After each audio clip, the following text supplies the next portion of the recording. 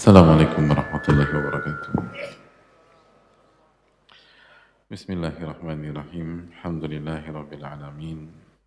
Wa bihi nasta'in ala umuri dunya wal din. Wassalatu wassalamu ala asyrafil anbiya'i wal mursalin wa ala alihi wa sahbihi wa man sara ala nahjihi bi ihsanin ila yaumil wa ba'd. Hadirin Allah muliakan, alhamdulillah kita panjatkan puji dan syukur kita kepada Allah Subhanahu wa taala atas segala nikmat dan karunia Allah berikan kepada kita. Sebagaimana salawat dan salam semoga senantiasa tercurahkan kepada junjungan kita Nabi kita Muhammadin alaihi salatu wassalam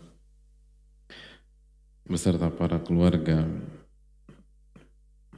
para sahabat dan orang-orang yang istiqomah berjalan di bawah naungan sunnah beliau sampai hari kiamat kelak.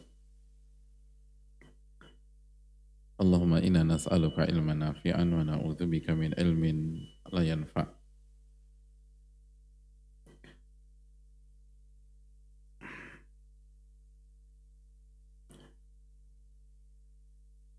Hadirin Allah muliakan, marilah kita membuka majelis ini dengan mengingatkan diri kita untuk senantiasa bersyukur kepada Allah. Karena itulah salah satu kunci ilmu, sebagaimana dijelaskan salah satu dari 4 imam madhab, Al-Imam Abu Hanifah.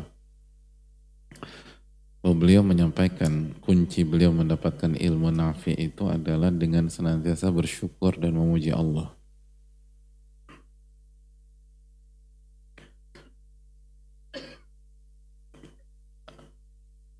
Karena polanya sudah baku, la in syakartum la azidannakum. Jika kalian bersyukur aku tambah. Wala in kafartum inna adzabi lasyadid. Kalau kalian kufur nikmat, azabku sangat pedih. Itu pola baku. Maka bersyukurlah ketika mendapatkan nikmat. Terlebih lagi nikmat itu bernama ilmu nafi, ilmu yang bermanfaat. Dan lebih khusus lagi ketika Allah memberikan taufik kepada kita sehingga kita bisa belajar, kita bisa ibadah di waktu muda kita. Ini kan secara umum anak muda nih ya. Apa semuanya kali ya? Pak Masnan mana Pak Masnan? Pak Masnan? Ada Pak Masnan? Oh, lagi salah. Iya. Pak Masnan tuh masih muda apa? Masih kan? Siapa yang berani? Masih. Jadi kalau Pak Masnan aja muda, apalagi antum gitu loh.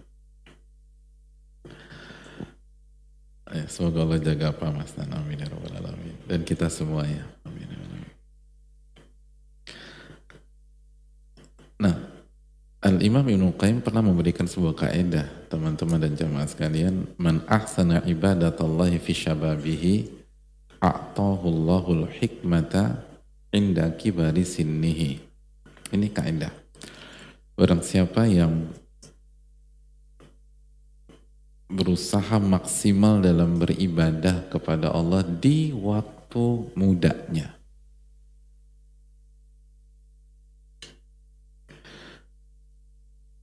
di waktu muda, maka apa yang akan terjadi?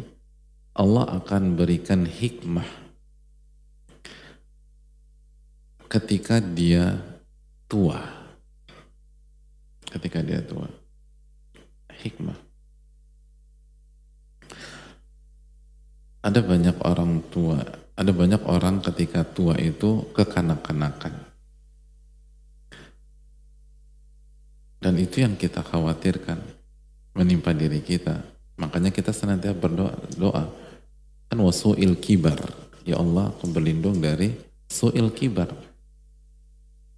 Buruknya masa tua. Siapa yang gak ingin menutup kehidupannya dengan klimaks husnul khatimah? Sebagaimana Nabi kita SAW menutup kehidupan beliau. sebagaimana Abu Bakar As-Siddiq menutup kehidupan beliau. Bayangkan, di puncak amal soleh. Bagaimana Umar bin Khattab radhiyallahu anhu menutup kehidupan beliau. Itu kan yang kita inginkan. Nah, maksimalkan ibadah, nuntut ilmu di waktu muda. Nah, Pak Masnad. Assalamualaikum Pak Masnad.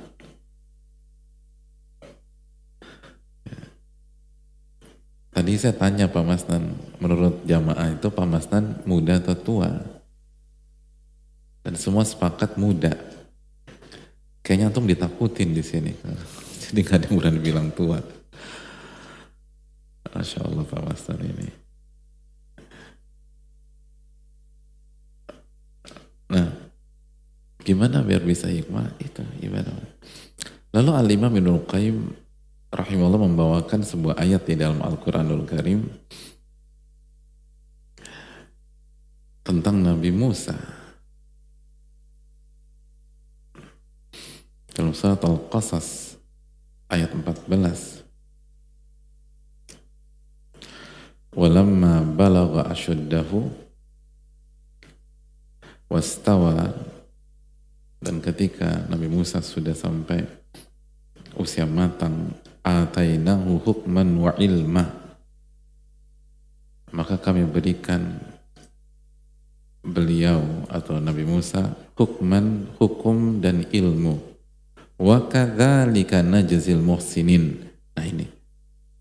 Dan begitulah kami memberikan ganjaran kepada orang-orang muhsin. Jadi di penggalan pertama Allah jelaskan apa yang terjadi dengan Nabi Musa. Allah kasih. Penutupannya Allah memberikan pesan bahwa ini bukan hanya untuk Nabi Musa. Wa kadzalika najzil muhsinin. Dan begitulah kami memberikan ganjaran kepada orang-orang yang muhsin, yang bukan hanya berbuat baik, karena ihsan itu tingkatan tertinggi di dalam agama kita.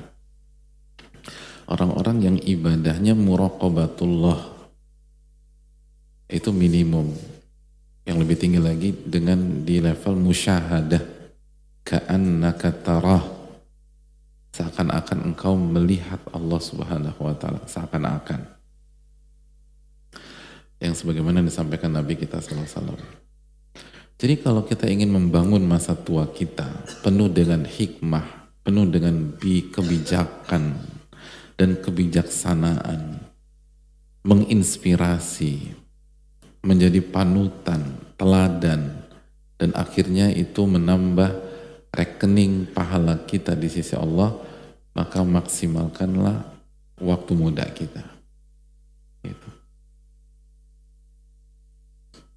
Maksimalkan waktu muda kita. Makanya salah satu ulama yang diantara yang paling fenomenal, Ibnu Aqil dari mazhab Hanabilah,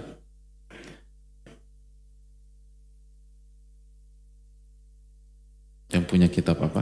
Siapa yang tahu kitabnya Ibnu Aqil? Al-Hanbali. Nah,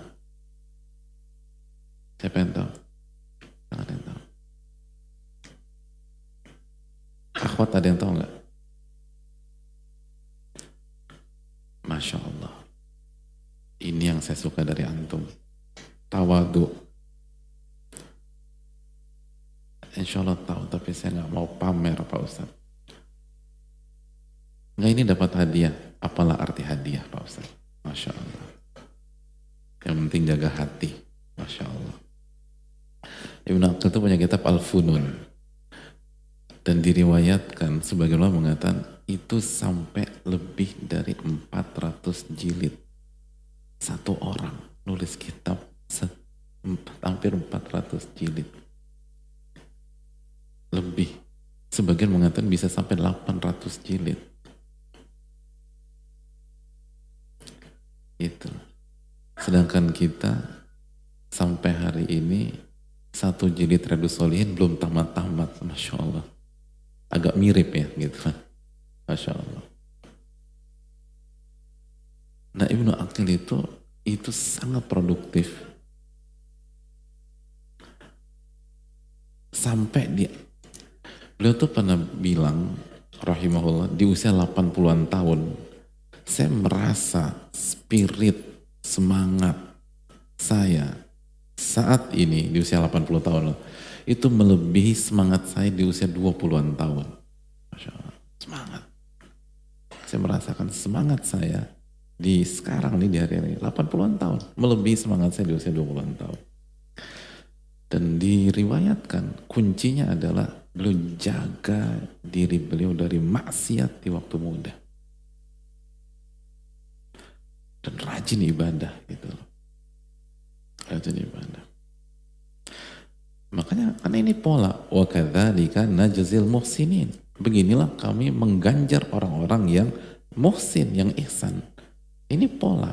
Ini bukan kekhususan Nabi Musa atau yang lain. Ini pola.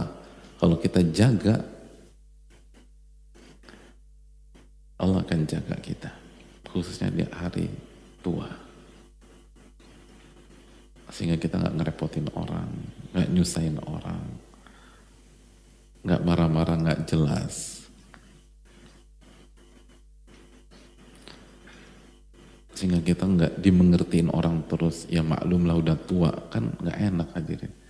Kalau bisa kan sampai kita tua, kita yang berusaha ngertiin orang, bukan kita ngertiin orang. Dalam tanda kutip.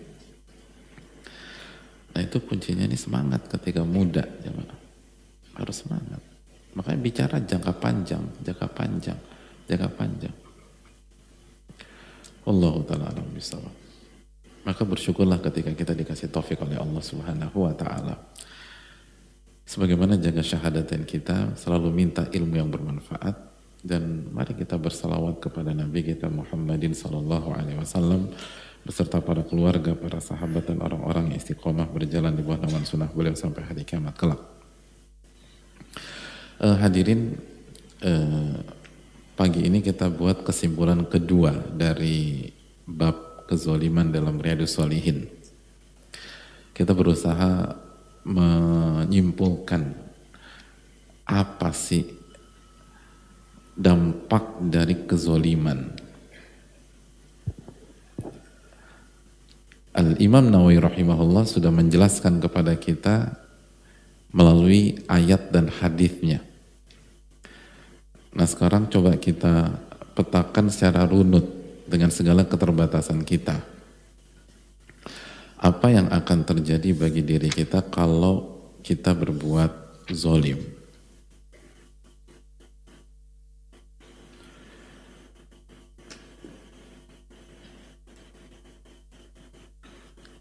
Kenapa demikian? Karena salah satu pesan besar dari bab ini bahwa kezoliman yang dilakukan itu akan kembali ke diri yang zolim. Wa ma zalamuna walakin kanu anfusahum yadhlimun, kata Allah. Mereka nggak pernah menzolimi kami, tapi diri-diri mereka lah yang mereka zolimi.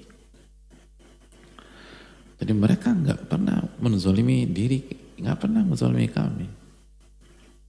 Tapi yang mereka zolimi adalah diri mereka sendiri. Itu yang harus menjadi keyakinan kita, hadirin. Dan itu yang Allah jelaskan dalam surat Al-Baqarah 57 yang sudah kita bahas di awal-awal bab.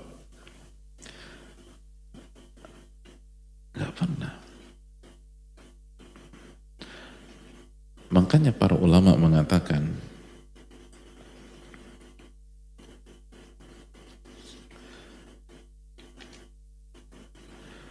wa ma min yadin illa yadullahi fawqaha. Tidak ada satupun tangan kecuali tangan Allah di atasnya. Wa ma zalimun illa sayubla bi'adlami. Dan tidak ada orang yang zalim kecuali dia akan terkena akibatnya dengan stadium yang lebih parah lagi.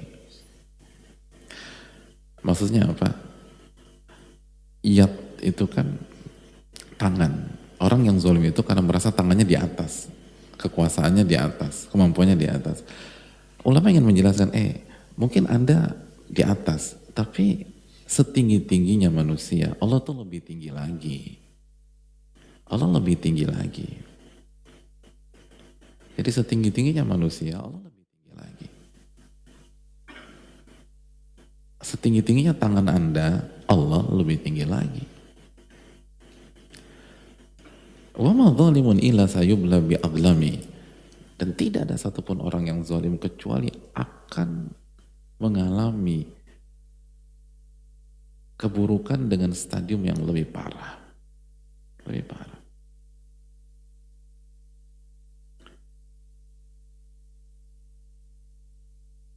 Sebagian ulama mengatakan, ya ayyuhal zalimu fi fi'lihi, fadh-dhulmu mardudun ala man zalam.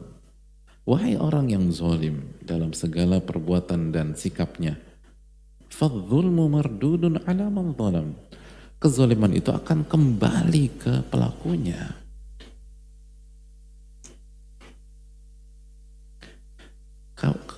Kezaliman itu akan balik ke kita kalau kita zalim, hadirin.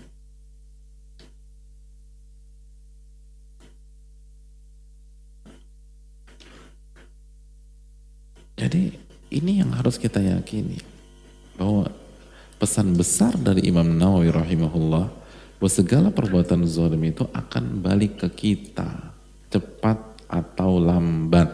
Tinggal nunggu waktu. Tinggal nunggu waktu. Kalau kita nggak bertobat, itu akan menyakiti. Cepat atau lambat. Cepat atau lambat.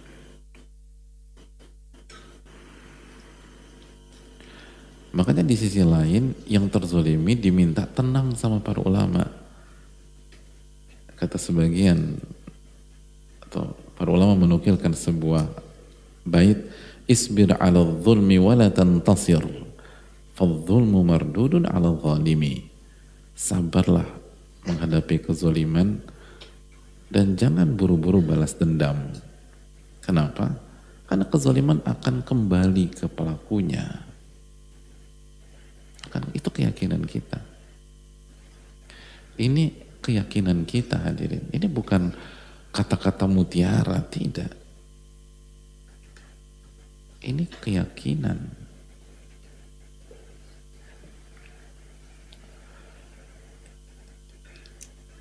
Sehingga kita bisa bersikap bijak dari dua sisi ini. Jadi orang yang, jangan sampai kita jadi orang yang zalim, atau kita lepas kontrol ketika dizolimi. Dua sisi ini akan balik. Nah, pertanyaannya berikutnya, apa aja sih dampaknya? Ini kan global nih, gitu. Akan kembali ke pelakunya, akan kembali ke pelakunya, akan kembali ke pelakunya, akan kembali ke pelakunya. Lebih parah lagi kata para ulama. Nah, terus apa sih? Breakdownnya tuh gimana? Perinciannya tuh apa? Nah, secara singkat dan dengan penuh keterbatasan, coba kita urutkan ya. Kita sebutkan 8 pada kesempatan kali ini. Sebenarnya lebih. Sebagian ulama bilang 10, ada yang lebih, tapi semoga ini bisa mewakili dan bisa kita tadabburi. Yang pertama, hadirin Allah muliakan, orang yang zalim itu dijauhkan dari hidayah. Na'udzubillah. Orang yang zalim susah dapat hidayah dan dijauhkan dari hidayah. Allah nggak kasih hidayah sampai dia tobat. Allah berfirman dalam surat Al-Maidah 51, "Innallaha la yahdil qaumadz zalimin." Sesungguhnya Allah tidak memberikan hidayah kepada kaum yang zalim. Allah nggak memberikan hidayah kepada kaum yang zalim.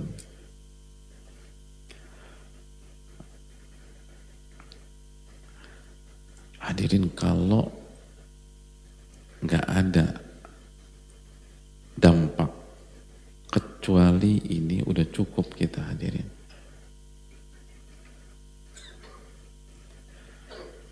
Sudah cukup untuk menjaga diri dari kezaliman. Mungkin sekali lagi korban kita nggak tahu, nggak ngerti. Korban kita lemah, nggak bisa berbuat apa-apa. Tapi ingatlah, Allah nggak kasih hidayah. Wih, hancur hidupnya jamaah. Innallaha la yahdil qaumal zalimin. Allah nggak kasih hidayah kepada orang yang zalim, kepada kaum yang zalim, gak dikasih hidayah sama Allah.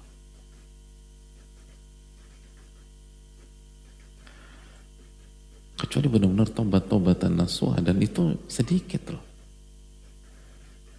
Kalau udah terjatuh, makanya kan seringkali balik lagi, diulang lagi, diulang lagi. Itu fatal, dampak yang sangat fatal. Allah nggak kasih hidayah. Hidayah itu paling mahal, hadirin. Kita minta itu tiap hari. Antum yang jomblo, antum minta jodoh tiap hari nggak? Jujur aja. Iya, oke. Berapa kali sehari? Ya. Berapa kali? Berapa kali hadirin? 5 kali. Kayak sholat 5 waktu gitu. Ya nggak apa-apa. Tapi minta hidayah itu minimum 17 kali sehari. Ihdinas siratal mustaqim. Itu minta hidayah kan. Minimum. Belum ditambah sholat-sholat sunnah. Bisa jadi setiap hari kita 30-an kali minta hidayah. Makanya sebagian ulama mengatakan doa yang paling penting adalah doa minta hidayah. Dan kalau kita nggak baca, kalau kita nggak berdoa minta hidayah, sholat kita nggak sah. Coba kalau ada orang yang tajwidnya bagus, iyyaka na'budu wa iyyaka nasta'in, Allahu Akbar, sah nggak? Nggak sah. Harus dibaca tuh, ihdinas siratal mustaqim, harus dibaca.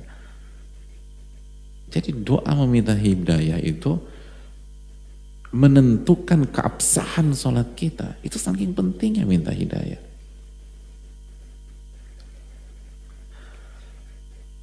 Nah gimana kalau kita nggak dikasih hidayah sama Allah? Gara-gara zolimin A, zolimin B, zolimin C.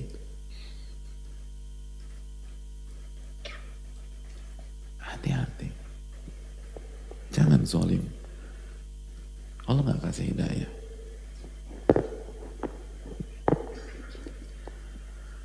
Kecuali tobat-tobatan nasuha.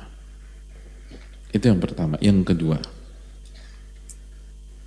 orang yang zalim itu nggak beruntung di dunia dan di akhirat, nggak beruntung.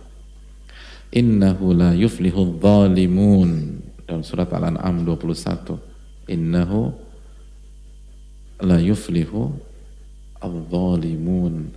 Sesungguhnya orang-orang yang zalim itu tidak beruntung, nggak akan menang, nggak akan beruntung, nggak akan beruntung.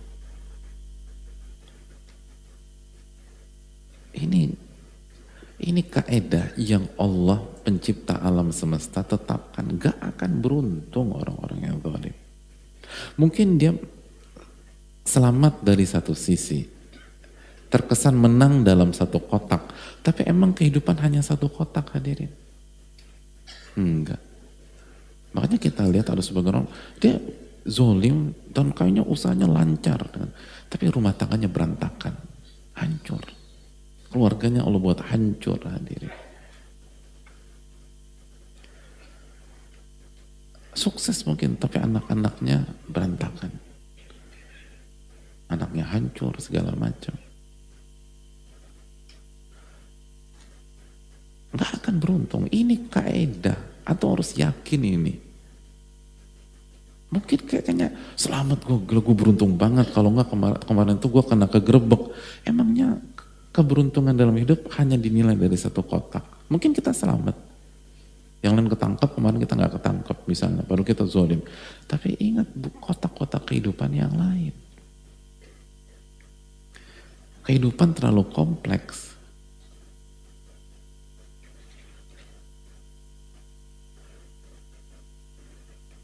Untuk dinilai hanya dari satu sisi.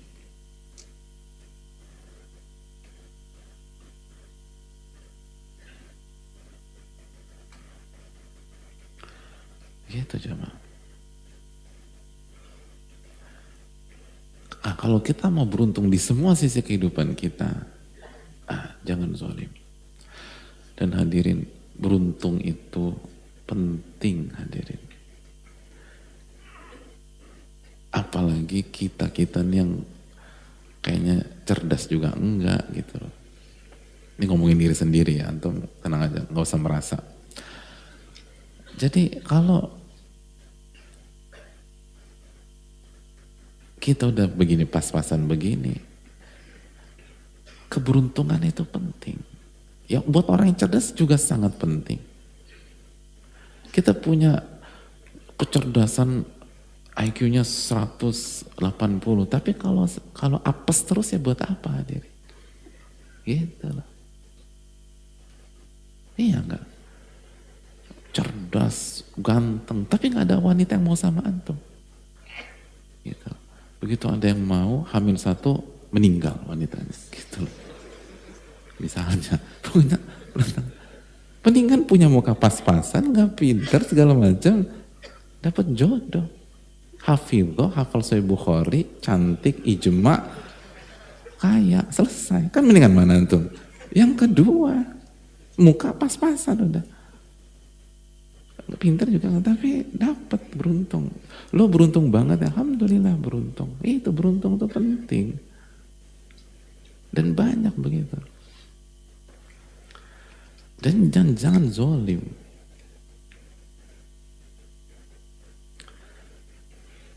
Beruntung itu penting.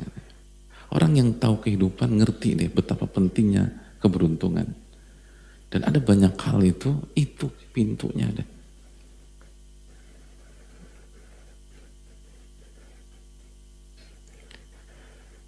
Beruntung tuh hadirin.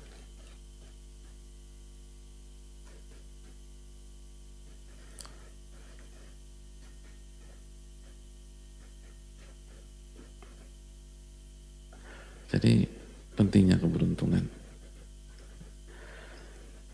Jangan remehkan. Nah kalau mau beruntung jangan zolimin orang. Jangan zolimin orang. Dan kita harus yakin ini kunci keberuntungan. Gak akan beruntung orang yang zolim. Gak akan beruntung. Itu yang ketiga. Yang ketiga, al-zalim alaihi la'natun minallah. Orang yang zalim itu dilaknat sama Allah. Na'udzubillah. Orang yang zalim itu dilaknat sama Allah. Dalilnya surat Ghafir.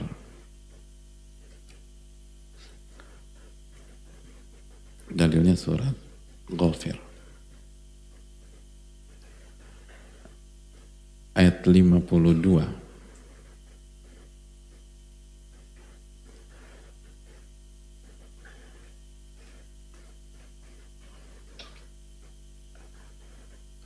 Ketika Allah Subhanahu wa taala berfirman, "Yauma la yanfa'udz zalimin ma'dziratuhum." Ini penting. Di hari dimana alasan orang zalim enggak ada gunanya sama sekali.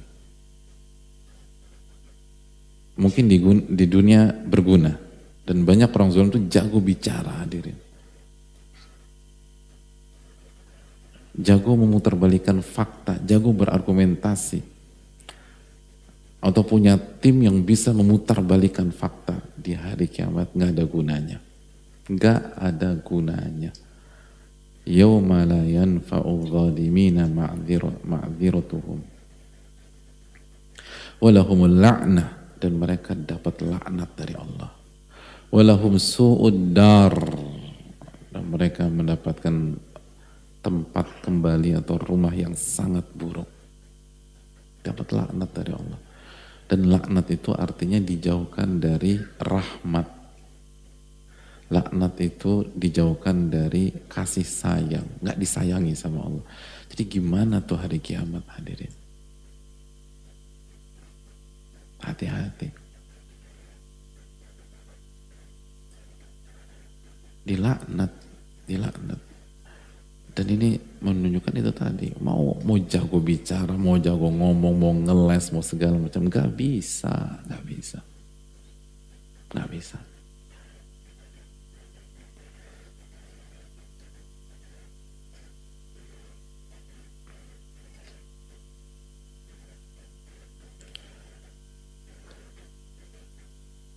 Yang keempat, orang yang zalim itu nggak dapat syafaat di hari kiamat, nggak dapat syafaat,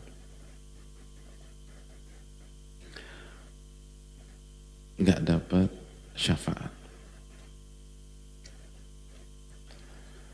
Allah Subhanahu wa taala berfirman dalam surat Ghafir ayat 18, "Ma lidh-dhalimina min hamim wala syafi'in yuta'." Gak ada sahabat, teman, dan pemberi syafaat yang diterima bagi orang-orang yang zalim. Gak diterima. Kalau ada yang mau kasih syafaat, gak diterima sama Allah. Gak ditaati. Gak ditaati. Gak dapat syafaat. Ya Allah. Padahal kita cuma gara-gara hal-hal kecil tapi kita zalim, gak dapat syafaat. Dan gak dapat syafaat dari Nabi kita sallallahu alaihi wasallam. Na'udzubillah. Dalam hadits At-Tabrani, Nabi SAW bersabda, "Sinfani min ummati lan tanalahu syafa'ati." Sinfani min ummati, ada dua golongan dari umatku, lan tanalahuma syafa'ati. Mereka dua golongan ini enggak akan dapat syafaat dariku. Enggak akan dapat syafaat dariku. Siapa yang pertama? Imamun dzulum ghasyum. Imam yang zalim. Wa kullu ghalin mariq. Dan setiap orang yang melampaui batas dan keluar dari track atau jalan yang benar.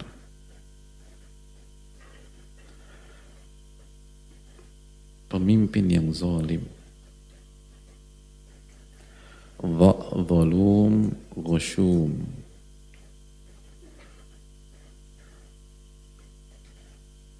Apa arti ghasyum? Ghasyum itu jabbar, anid, zalim. Ghasyum itu sigo mubalaghah, artinya jabbar, angkuh, sombong, anid, keras kepala, zalim, zalim banget orangnya. Gitu. Itu nggak dapat syafaat dari Nabi SAW. Coba kita yang sombong, yang zalim sama orang, yang mentang-mentang punya power di setiap lingkup kehidupan kita. Suami kan pemimpin kan, suami yang zalim, yang sombong, yang menganiaya istrinya, ini nggak dapat syafaat dari Nabi SAW. Nabi yang bilang, dua golongan ini nggak dapat syafaat dari Nabi, nggak dapat syafaat. Di hari yang sangat mengerikan, matahari 1 mil di atas kita.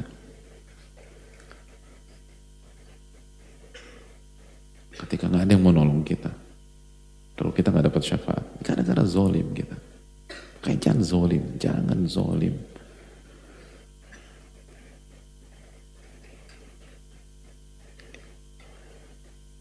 Dan harus sabar kalau dizolimi. Jangan sampai kita ngebalas akhirnya bola ke kita gitu loh. Artinya awalnya kita dizolimi, akhirnya karena kita lepas kontrol, kita balas kita lebih parah daripada kezoliman dia. Akhirnya kita yang gak dapat syafaat. Na'udzubillah, teman, na'udzubillah.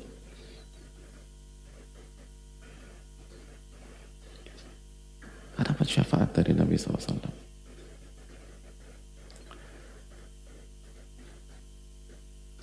Bayangkan. Kita ulang lagi, gak dapat hidayah, gak beruntung, dapat laknat, dan gak dapat syafaat. Ini hadirin. Ini baru 4. Yang kelima, tusibuhu da'watul madlum wala tukhti'uh. Dia akan kena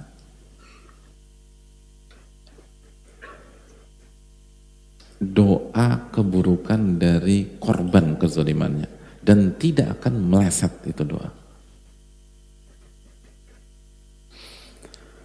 Dia akan kena. Kalau disumpahin sama korbannya, kena, kata Nabi SAW.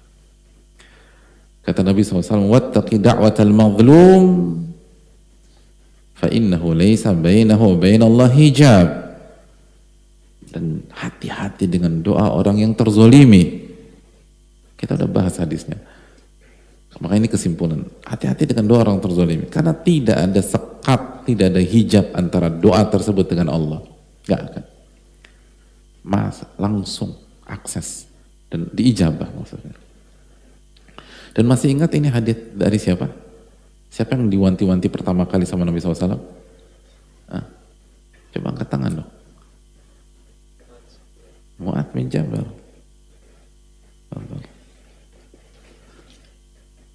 Jazakallahu khairan. Siapa Mu'adz bin Jabal? Mu'adz bin Jabal orang yang paling tahu halal dan haram. Jadi mau ilmu kita sebanyak apapun, mau ngaji kita sesenior apapun, mau kita hafal berapapun ayat atau juz gitu. Tapi kalau kita udah zolim lalu disumpahin, nggak meleset, nggak ada hijab. Ini Mu'adz loh. Ini bukan orang sembarangan, bukan orang yang nyebelin, kurang ajar dan sebagainya. Mu'adz bin Jabal yang paling tahu halal dan haram, dai-nya Rasulullah SAW, ulamanya ulama. Nabi SAW bersabda kepada beliau, ittaqi da'watal mazlum. Hati-hati dengan doa orang terzalim. Gak ada hijab. Gak ada hijab. Gak ada hijab. Tidak ada hijab. Makanya ulama mengatakan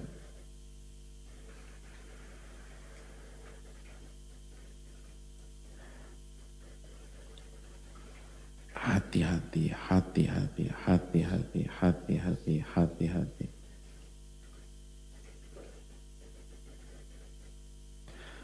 Ulama mengatakan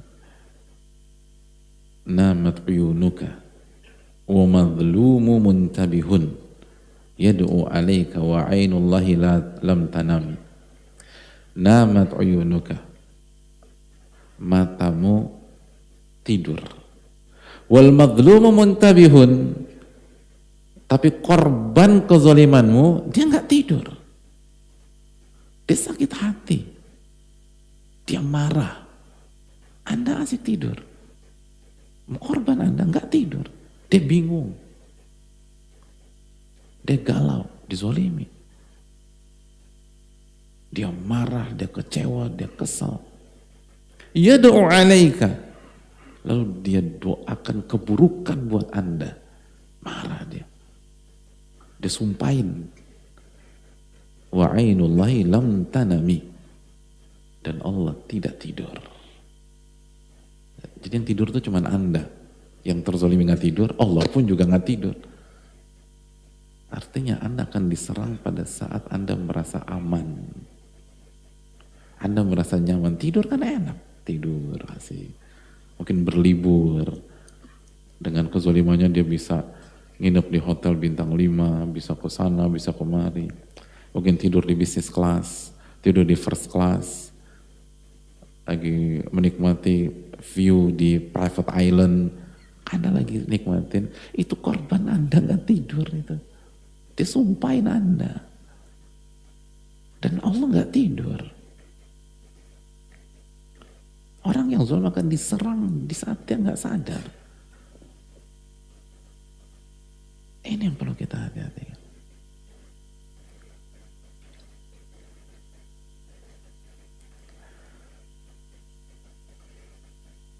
Hadirin yang Allah muliakan, hati-hati. Orang kalau udah marah serem doanya, hadirin. Jangankan orang yang udah ngaji aja, kalau udah dizolimi serem-serem doanya. Berapa persen dari kita nih kalau dizolimi, ya Allah berikan hidayah buat dia ya Allah, berapa persen? Coba jujur. Doanya tuh udah.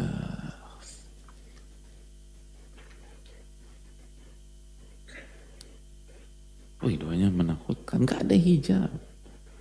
Ya tuh bayangin orang kalau yang sering ngaji aja, sering kali kalau doa itu benar-benar diungkapin kemarahannya, gimana orang yang setiap hari itu terbiasa caci maki orang, terus kita zolimin dia dan dia punya hak. Kan kita bawakan haditsnya, walaupun fajir, walaupun kafir. Fajirnya urusan dia dengan Allah, tapi dia korban kezaliman kita. Nggak ada urusan. Dia doain diijabah. Menakutkan hadirin. Menakutkan. Kalau dia sumpahin kita gimana? Terus keluarga kita.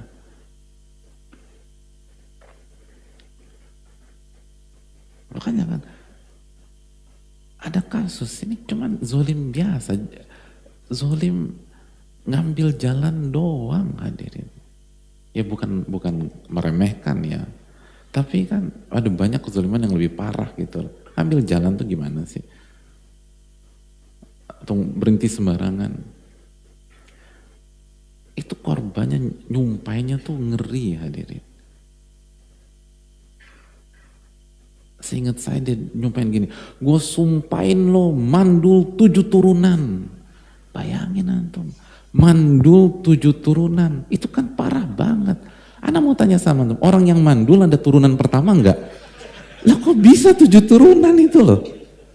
Orang yang mandul ada turunan pertama? Kan enggak ada. Jadi gimana ceritanya? Tanya dokter Objin gimana ceritanya itu? Tapi orang udah sebel, udah kesel. Orang tuh kalau udah kesel, aduh. Kita kadang-kadang di masjid nggak ngontrol lisan hadirin. Gimana kalau udah di luar segala macam. Hati-hati.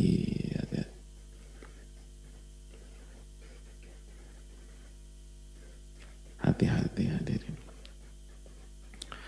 Ingat, Anda bisa tidur, tapi korban Anda nggak tidur. Dan Allah nggak tidur. Dia berpikir ini akan berlalu begitu saja. Na'udzubillah. Tsumma na'udzubillah. Astagfirullah. Yang keenam hadirin.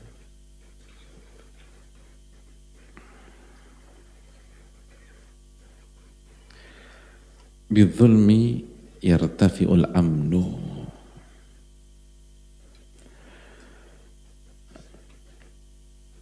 Orang yang zalim itu hidupnya tidak tenang dan tidak merasa aman.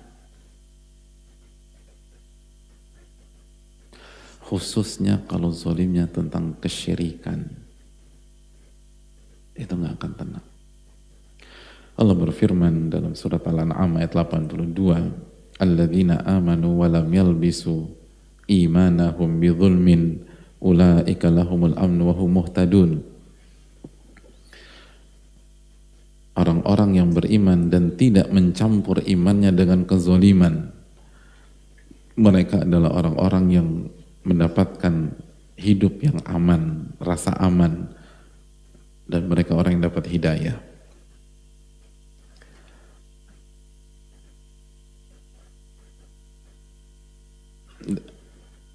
Al-An'am ayat 82.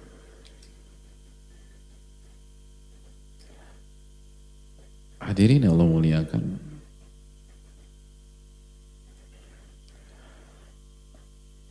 Dan kalau kita baca tafsir ini ditekankan ke kesyirikan. Karena inna syirka la zulmun azim. Sesungguhnya kesyirikan adalah kezaliman yang paling parah. Dalam surat Luqman ayat 13 kalau nggak salah, mohon dicek.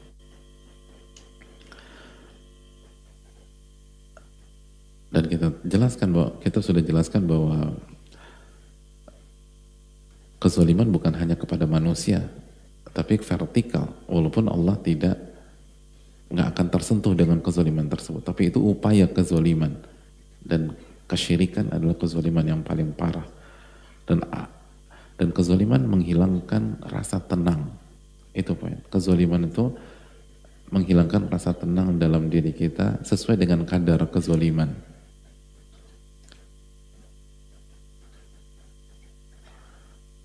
Jadi hati-hati hidup tuh kalau ada ketakutan, paranoid, hadirin.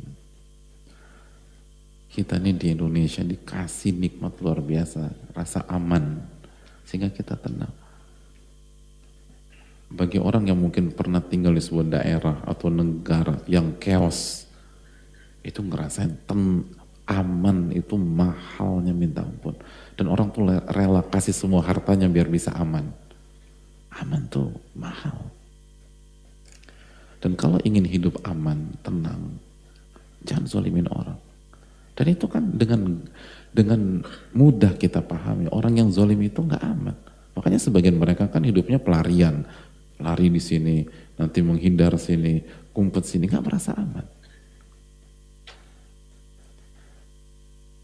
Oh tapi kan nggak semuanya dicari, yang nggak dicari juga nggak merasa aman. Cuman kan kita lihat dari jauh, kesannya aman. Kesannya aman. Gitu hadirin.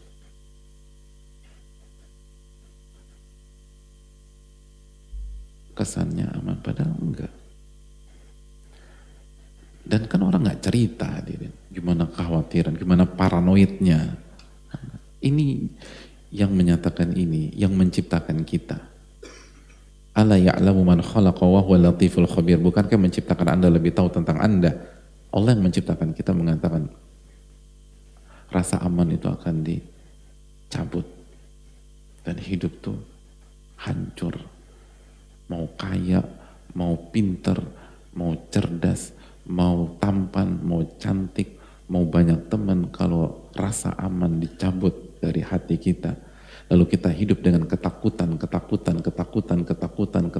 dan terus ketakutan, kita mau hidup di benteng sekokoh apapun, nggak bisa tidur, gelisah, galau, ketakut, paranoid, nggak enak. Dan salah satu kuncinya jangan zolimin orang. Apalagi zolim yang bernama kesyirikan, itu bahaya. Yang ketujuh jamaah. Al-zulmu sababun lil bala wal iqab. Kezoliman itu sebab dikasih bencana dan diberikan hukuman oleh Allah.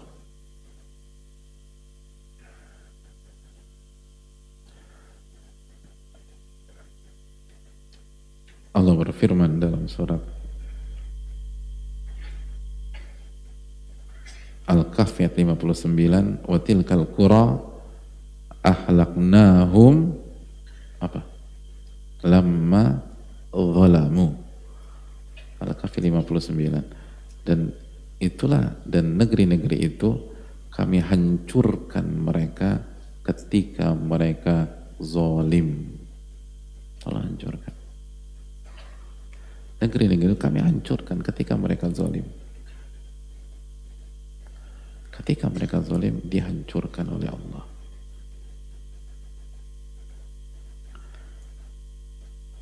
Zalim itu kehancuran. Zalim itu kehancuran. Gini loh, kalau kuro, negeri, itu bisa dihancurkan karena kezaliman. Apa susahnya Allah menghancurkan rumah tangga kita kalau kita zalim? Apa susahnya Allah menghancurkan keluarga kita, keluarga besar kita kalau isinya kezaliman? Apa susahnya Allah hancurkan persahabatan kita kalau ada yang zalim?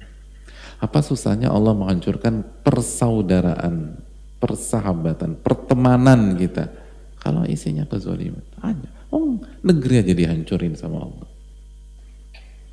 Tinggal nunggu timingnya aja, itu dihancurkan. Itu dihancurkan. Makanya jangan pernah remehkan masalah ini hadirin.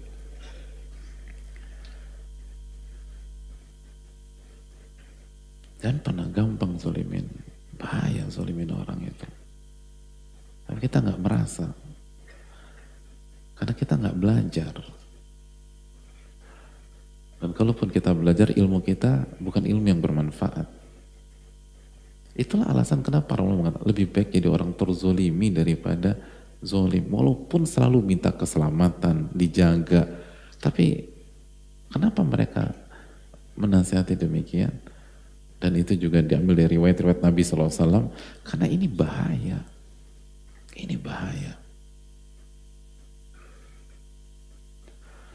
Allah juga berfirman di surat Hud ayat 102, "Wa kadzalika akhdhu rabbika idza akhadhal qura wa hiya zalimah, inna akhdahu alimun syadid."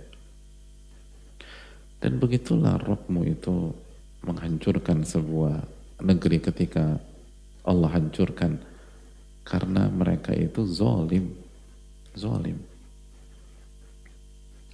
Allah hancurkan, Allah ambil, Allah hancurkan itu karena zalim.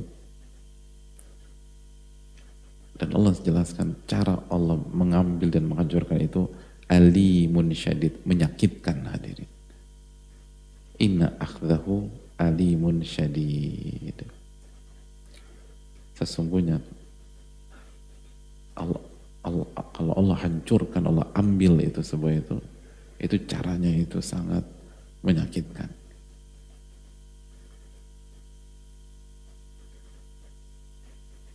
Menyakitkan. Mungkin kita nggak sadar.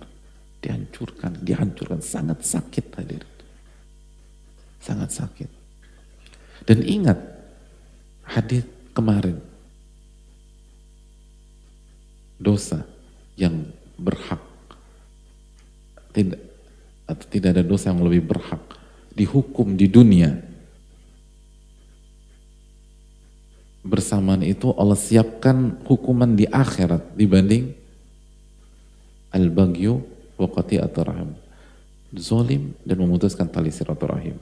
Dalam riwayat Tabrani, khianat dan atau memutuskan tali silaturahim, khianat dan bohong.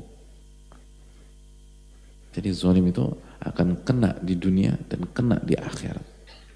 Dan dua-duanya menyakitkan. Sangat menyakitkan. Allah yang berfirman, inna akhdahu alimun syadid. Sesungguhnya cara Allah mengambil itu tuh menyakitkan. Syadid, parah sakitnya itu hadirin. Parah. Na'udzubillah, thumma na'udzubillah. Dan terakhir, klimaks dari ini semua, orang yang zalim diancam masuk neraka hadirin. Klimaks, diancam masuk neraka. Di antara dalilnya adalah hadis terakhir, inna rijalan yatakhawaduna fi malillahi bighairi haq. Ada orang-orang yang menggunakan harta Allah tanpa hak. Dan kita sudah jelaskan apa yang dimaksud harta Allah. Saya bisa jawab. Apa yang dimaksud dengan harta Allah? Apa nih hadir? Ada berapa bentuk? Mana? Saya cuma dengar suaranya. Coba tampilkan wujud antum ini. Ayo, antum. Apa aja?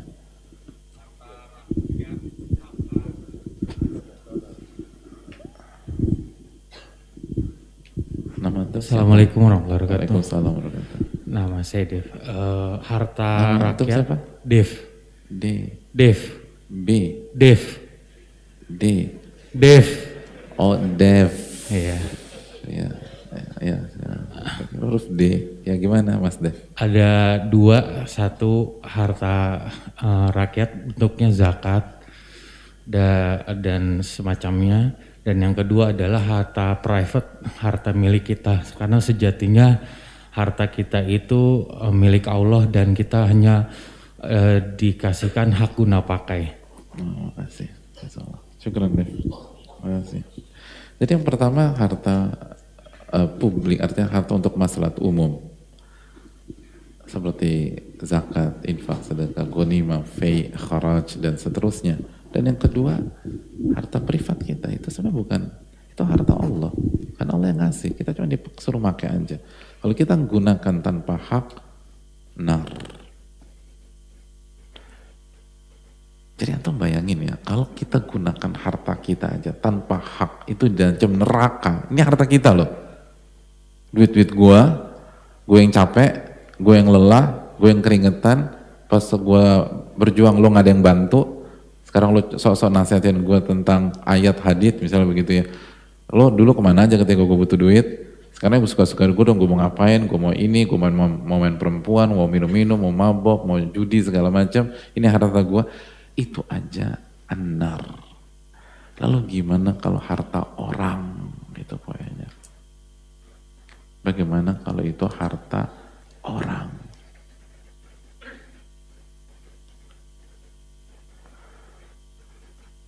Jadi ini yang perlu kita camkan. Oleh karena itu terakhir hadirin Allah muliakan,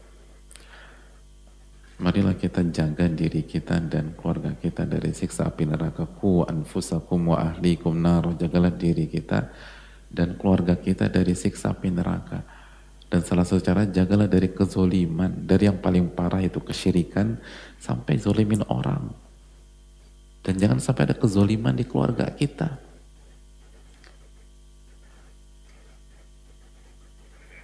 Jangan. Karena itu tadi. Hati-hati. Karena orang zolim itu gak dapat hidayah, gak beruntung, dilaknat, gak dapat syafaat, kena doa dan sumpah serapah korban-korbannya, gak ada rasa aman dalam hidup, dan kena bala, dan terakhir diancam dengan neraka. Na'udzubillah. Dan kita saling mengingatkan. Suami ngingetin istri, istri ngingetin suami, jangan sampai. Makanya kan istri dulu itu kan bilang ke suaminya, para istri dulu itu kalau suaminya mau keluar rumah kan bilang,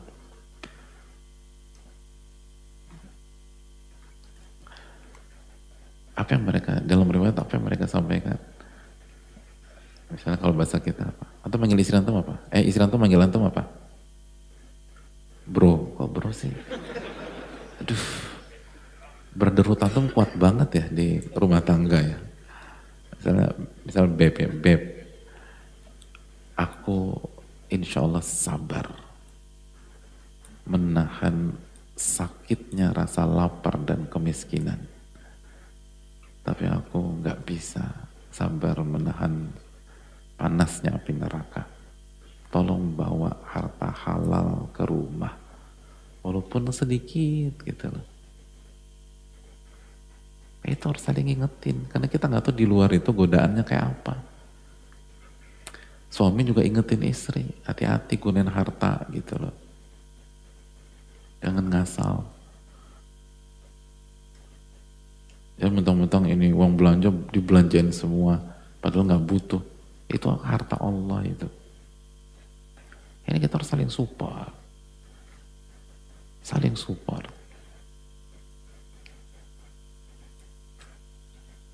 Karena mungkin yang melakukan tuh pasangan kita, tapi karena kita lalai bisa jadi dalam mengingatkan. Nah kita saling support. Adapun kalau kita udah berusaha, la yukallifullahu nafsan illa wus'aha. Sebagaimana Nabi Nuh atau Nabi Lut melihat sendiri istrinya zolimah, tapi beliau udah nyampein gitu. Ini yang tolong dijaga, jangan zolimin. Dan ini buah dari kajian dan ilmu yang kita pelajari. Jangan gampang. Jaga lisan dan jaga diri kita dari hal tersebut. Ini yang bisa disampaikan. Kita buka 1-2 pertanyaan atau beberapa saat untuk sesi tanya jawab. Wassalamualaikum warahmatullahi wabarakatuh.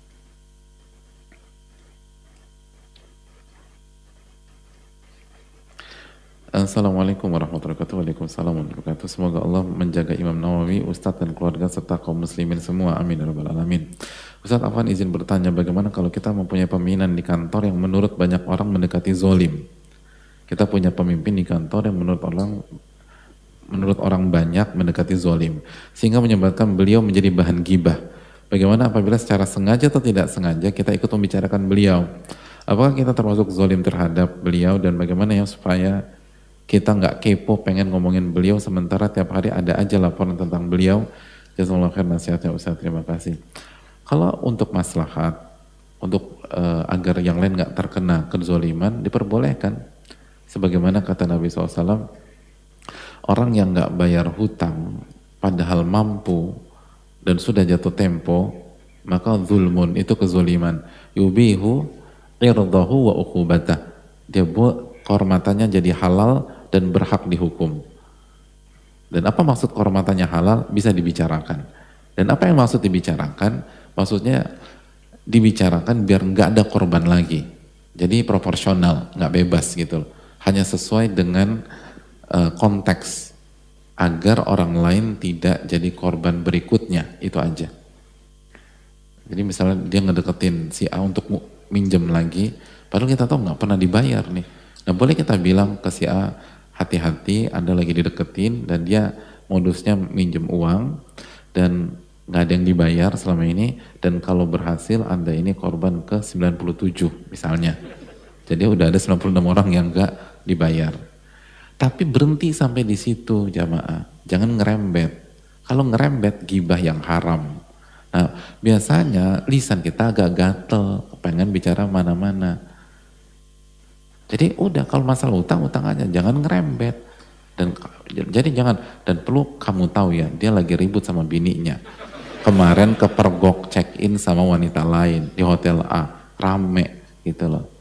Hubungannya apa mas? Gak ada hubungannya, dia meribut sama bininya kayak, sama emaknya kayak, sama bapaknya kayak, gak ada hubungannya. Jadi ini jebakan syaitan, biar kita masuk ke ghibah yang haram. Tapi kalau hanya jadi bahan guncingan kantor, gak boleh. Kecuali kalau kita sampaikan ke bos kita, bos mohon maaf, itu kemarin kan kita bahas saat begitu sebagian Ansar membicarakan Nabi SAW, diangkat ke Nabi SAW, bukan diomongin di belakang. Enggak. Kalau diangkat sebagai bahan evaluasi dan seterusnya bisa. Dan bisa jadi kita yang salah, bos kita yang benar. Bisa jadi kita yang salah, bos kita yang benar. Pada dasarnya kan yang di atas itu, pada dasarnya nggak semuanya. Pada dasarnya yang di atas itu punya kelebihan yang tidak dimiliki bawahan. Dan ketika kita tidak memiliki itu, misalnya kecerdasan dan seterusnya. Misalnya bos kita pinter banget, cerdas banget, jenius banget. Dan kita nggak secerdas beliau, apalagi sejenius beliau. Ketimpangan dan perbedaan kecerdasan dan ilmu tersebut itu kan rentan membuat salah paham. Karena kita nggak ngerti alur pikiran bos kita. Begitu kita nggak ngerti, disitulah arah syaitan bermain untuk su'udzon. Kan hidup kan begitu, hadirin.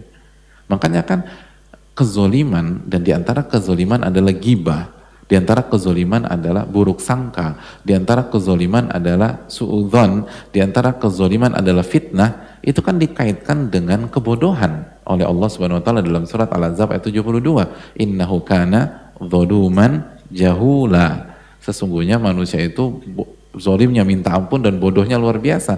Karena itu tadi, di mana ada kebodohan, maka disitulah ada kezoliman. Nah, makanya dalam sejarah betapa banyak ulama-ulama kita itu disuudzonin oleh orang awam. Karena nggak nyampe gitu loh.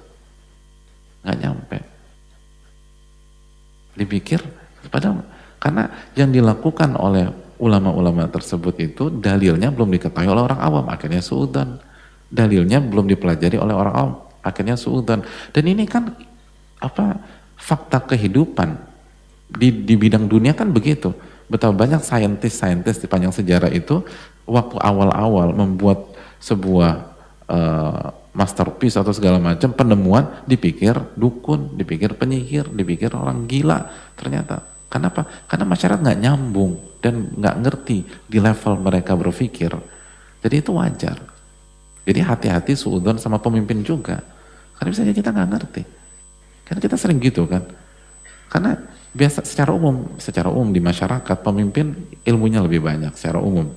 Ini bukan hukum mutlak, tapi secara umum. Ilmunya lebih banyak, pengalamannya lebih banyak. Terus dia punya data yang kita nggak punya. Kan gitu. Kita kan seringkali harusnya gini-gini, Anda kan nggak punya data. Gitu. Sama kayak kita ngomentarin pelatih bola, kan udah pakainya paling jago sedunia udah. Padahal kita nggak punya data kesehatannya, mungkin harusnya dia masukin dia dong, dia masukin dia. Ini kenapa nggak dimasukin? Dia pasti ada sesuatu. Loh, yang tahu dia flu itu pelatihnya, Mas. Anda tuh nggak ngerti, dia bersin-bersin, migrain segala macam. Kan itu kita nggak ngerti, akhirnya kita nyalain pelatih-pelatih hebat misalnya, gitu loh. Kalau saya nih, saya akan ganti formasi, saya akan masukkan si A, masukkan B, masukkan C, gitu loh. Padahal nggak tahu, yang disebut gini, yang satu cacar air, yang satu kena campak, yang satu lagi karantina, kan kita nggak pernah tahu. Dan pelatih-pelatih kan nggak ngebuka bagaimana kondisi di ruang ganti, karena itu strategi kan, saywar dan seterusnya. Nah kita kan orang bodoh nih sok-sok tahu terus. Harusnya begini, ya persis kehidupan tuh begitu. Seringkali kita ngomentarin di atas kita itu, karena kita nggak punya data mereka, kita nggak punya ilmu mereka, kita nggak punya bla bla. Harusnya begini dong, Anda kan nggak tahu datanya. Kok harusnya itu. Jangan gampang suudzon. Makanya sekali lagi, selalu bermain dari dua sisi hadirin. Selalu melihat kan, cara berpikir ilmiah kan berpikir 360 derajat. Kita harus lihat dari angle A, angle B, dan seluruh angle yang ada. Gitu. Hati-hati. Dan begitu juga kita lihat dari angle pemimpin, jangan zolim, yaitu zolimnya begitu. Hati-hati. Dan harus dibina, dan seterusnya. Karena kalau enggak, kehormatan kita akan hancur. Dan kita disumpahin orang. Jadi dari semua sisi kita harus lihat. Makasih banyak, saya rasa cukup. Subhanakallahumma wa bihamdika, la ilaha illa anta, astaghfiruka wa atubu ilaik. Assalamualaikum warahmatullahi wabarakatuh.